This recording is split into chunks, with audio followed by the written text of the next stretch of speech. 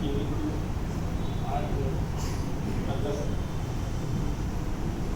8 अक्टूबर को हुई। इनसे तो मेरा कोई संबंध नहीं था, लेकिन इनके बड़े पुत्र श्री राजकुमार यादव सर, जो कि हमारे थाने महानगर पालिका के एक बड़े ही कर्मठ और हिंदी मीडियम, थाने महानगर पालिका में अनेक मीडियम चलता है, हिंदी, मराठी, गुजराती, उर्दू, अब तो इंग्लिश भी चालू हो गया है, लेकिन हिंदी मीडियम में एक इनकी अलग छाप थी। पहले तो हम अलग अलग स्कूल में थे, लेकिन सन 2003 में इस स्कूल में राजकुमार यादव जी थे, वहीं पर मेरा भी ट्रांसफ़र हो गया था। लगभग जो 15 साल का हम लोगों का एक साथ का सहवास है।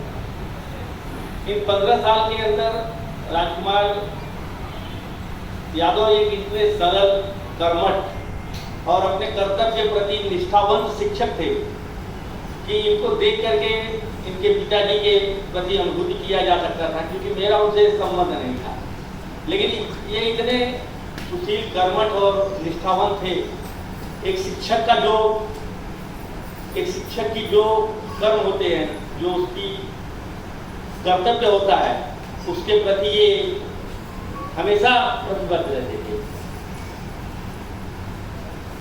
हमारी महापालिका के स्कूल होने के बाद सरकारी स्कूल में ऐसा होता है कि भाई टाइम हो गया तो बोलते हैं आज का दिन हमारा भर गया, अब चलो। लेकिन यह व्यक्ति, यह शिक्षक टाइम होने के बाद भी अपने बच्चों के साथ नीचे उतरते थे। जो बच्चे बेचारे पढ़ने में थोड़े कमजोर भी रहते थे, तो उनको अलग से बिठा करके बाजू की क्लास में, क्योंकि हिंदी मीडियम छूटने के बाद दूसरी मीडियम मराठी मीडियम का स्कूल चलता था हमारे विद्यालय में, लेकिन ये ऑफिस में हम लोग चले जाते थे। ये बिठा करके उनकी जो भी मतलब उनको जो संकल्पना देनी रहती थी, ये जरूर देते थे। बल्कि हम लोग कहते, कभी कभी हंसी मजाक में बोल भी देते थे, सर चलिए हो गया, कल का दिन अब देखा जाएगा। लेकिन आदमी का एक प्यार अलग होता है। जैसे एक माँ अपने बच्चे को जब तक उसका पेट नहीं भर जाता है, उसको खाना खिलाने की कोशिश करती है, वो भले बात को छटक दे, हटा दे, लेकिन ऐसी हमारे ये शिक्षक थे। दूसरी सबसे बड़ी विशेषता ये थी कि साहित्य से तो जुड़े ही थे। साहित्य से जुड़ने के बाद भी ये अलग, मतलब जैसे भाई साहब ने कहा था कि महाराष्ट्र की क्या अन्य राज्यों से भी इन्हें अनेक पुरस्कार मिले हैं, क्योंकि इनके बारे में मुझे अधिक 15 साल का सवाल होने के कारण मुझे इनकी 75% कार्यशैली की मालूमात है। मुझे कुछ 2014 से लेकर 2008 तक बल्कि मैं इनका इंचार्ज भी रहा,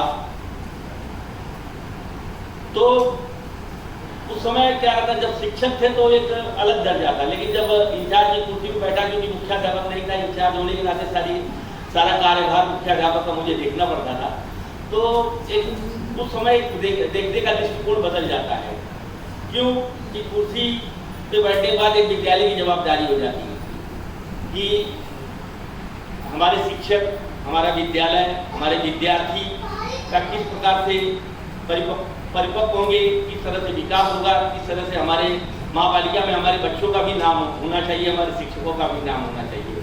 तो ये व्यक्ति उस हर पहलू पर खड़े उतरते थे। क्रीड़ा महोत्सव होता था, एक बार मैं अध्यक्ष था, उपाध्यक्ष थे, जानबूझ के हमारा मतलब मराठी मीडियम के लोगों ने कहा कि हिंदी भाषी, मैंने कहा, अब ये जानते थे कि मैं थोड़ा धंधा व्यापार की लाइन दूसरा होने की वजह से टाइम में पूरा समय नहीं दे पाता था, तो मैंने कहा, कहीं बोले सर आप बने रहिए, बाकी मैं संभाल।